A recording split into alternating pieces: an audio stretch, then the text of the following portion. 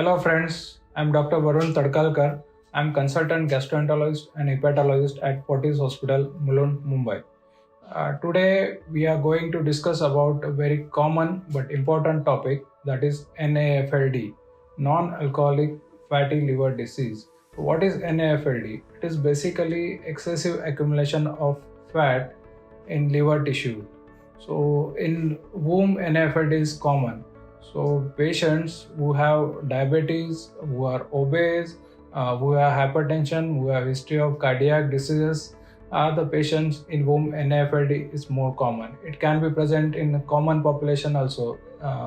Also, what are the symptoms? Usually NAFLD is asymptomatic.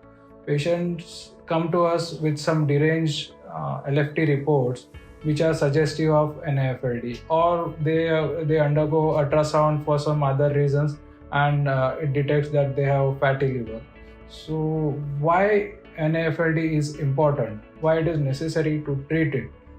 First, it is very common. It is easily treatable with lifestyle modifications and medicines.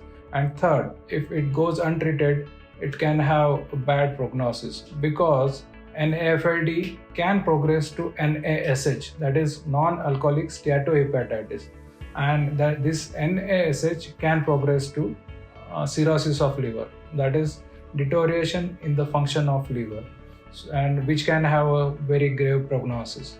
So timely detection and management of NAFLD is important.